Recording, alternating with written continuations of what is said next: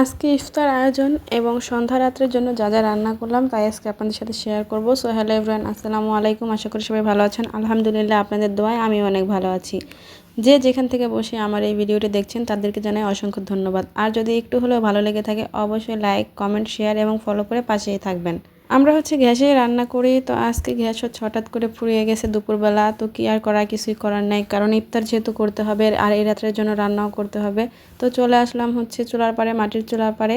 তো আমার শ্বশুর আব্বা কিছু খড়ি ফেলে দিয়েছে, ফাড়া ছিল না খড়িগুলো, মানে খড়ি ছিল না এক কথায়, কিছু কিছু খড়ি ছিল, সেগুলোকে ফেলে রান্না করতেছি। তো যাই হোক, রান্না বান্না চুলায় বসাই দিছি এদিক দিয়ে। আমি সন্ধ্যা রাত্রের জন্য খাটা রান্না করব, আর তেলাপিয়া ছোট ছোট মাছগুলো টমেটো দিয়ে ভুনা করব। তো খাটা রান্নার জন্য আমি আলুগুলো সুন্দর করে ছিলে কেটে তারপরে সিদ্ধ বসাই দিছি।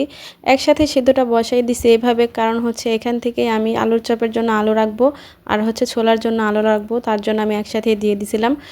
আলু সিদ্ধ করে অর্ধেক উঠাই নিছি ছোলার জন্য আর আলুর চপ বানানোর জন্য। আর এখন যে বাকি আলুটা ছিল সেটা সুন্দর করে আমি ডাল ঘুটনি দিয়ে ঘুটে দিয়ে তারপর টমেটোগুলো দিয়ে দিলাম। এখন টমেটোর মধ্যে পেঁয়াজ, কাঁচামরিচ, হালকা একটু হলুদ মরিচের ফাঁকি দিয়ে দিয়েছি। ওটা চুলা জাল আর দিক দিয়ে আমি যে আলুগুলো উঠাই রাখছিলাম সেগুলো আমি ভালোভাবে মতে নিচ্ছি, তা না হলে কিন্তু আলুটা পরে শক্ত হয়ে যায়, ভালোভাবে ব্লেন্ড হয় না। এর জন্য আমি আগেই আলুগুলো গরম থাকতে থাকতে মতে নিলাম। আর এদিক দিয়ে কিন্তু আমার টমেটোর খাট্টাটা জাল হয়ে গেছে। এখন আমি নামিয়ে নিয়েছি, ভালোভাবে ডাল ঘুটনি দিয়ে ঘুটে টমেটোর যে চোকলাটা থাকে বা ছোবড়া এভাবে সবগুলোই ফেলে দিব। তারপরে ডালটা আরেকটু জাল হলেই কিন্তু আমি, মানে কেউ খাট্টাই বলে কেউ খাট্টা বলে, আমার শ্বশুরবাড়িতে খাট্টা বলে। আমি কিন্তু এখানে রসুন আর পেঁয়াজ ভালোভাবে ভেজে নিয়েছি। এখন বাগারটা দিয়ে দিলাম। এভাবে কিন্তু ডাল বাগার দিলেও সেই ডালটা খেতে খুবই ভালো লাগে। আগে আমার মা চাচিরা দিত। আর যাই হোক, এদিক দিয়ে আমি তেলাপিয়া মাছটা ভুনা করব, তো তার জন্য মাছগুলো ভালোভাবে ভেজে নিতেছি। তেলাপিয়া মাছের বাচ্চা বললেই চলে, খুবই ছোট ছোট কই মাছের মতো দেখা যাইতেছিল। তো এগুলো আমি আগেই মশলাটা মেখে রাখছিলাম। এখন ভালোভাবে নেড়ে চেড়ে আমি ভেজে নিচ্ছি। যেহেতু আমাদের বাসায় অনেক জনসংখ্যা, আমি কিন্তু মাছগুলো 2-3 বারে ভেজে নেব, তো এত তো আর দেখানো যায় না ভিডিওতে। তো এখানে মাছগুলো সব ভেজে নিয়েছি, পেঁয়াজটা ভেজে হালকা একটু আদাও দিয়ে দিয়েছিলাম।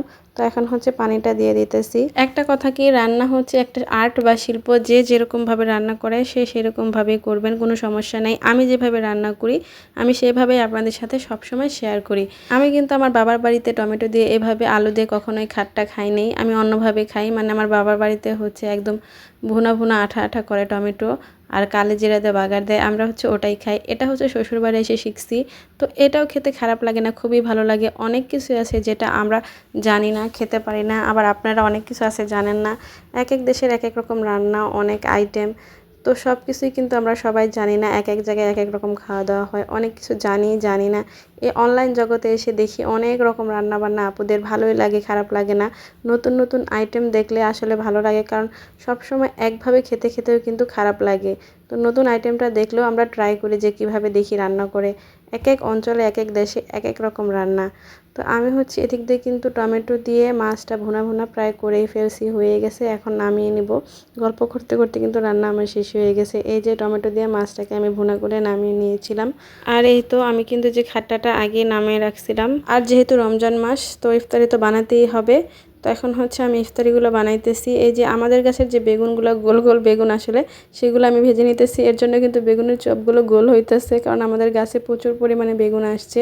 তো এর জন্য আমরা আর বাহির থেকে বেগুনটা কিনে আনি না, কারণ এত বেগুন গাছে ধরছে, কেনার কোনো প্রয়োজন নাই। কিন্তু চপগুলো কিন্তু আলুর চপের মতো গোল গোল হয়েছে, মাশাল্লাহ। আর এগুলো আলুর চপ। তো নিজেদের গাছের বেগুন অনেক খাইলাম, আলহামদুলিল্লাহ। রোজা অবধি আসলো, রোজার মধ্যে যে আমরা বেগুনের চপও খাইতেছি। তো বেগুনি আলুর চপ বানানো হয়ে গেলে আমি পেঁয়াজগুলো ভেজে নেব।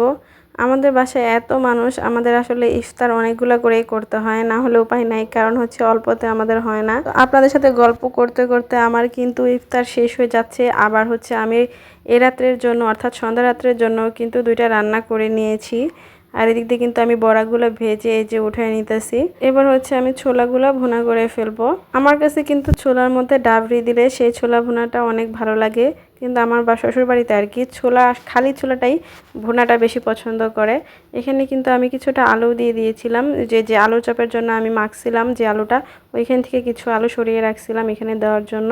তো ফাইনালি এই তো আমার হয়ে গেছে ছোলা ভুনা। রমজান মাস আসার পর আমি ভালোভাবে বড় ভিডিওগুলো সময় মেনটেন করে আপলোড করতে পারতেছি না, এর জন্য সবাইকে বলছি সবাই ক্ষমা সুন্দর দৃষ্টিতে দেখবেন। সুস্থ থাকবেন সবাই। ভিডিওটা যদি ভালো লাগে লাইক, কমেন্ট, শেয়ার এবং ফলো করে পাশেই থাকবেন। আজকে এই পর্যন্তই। খোদা হাফেজ।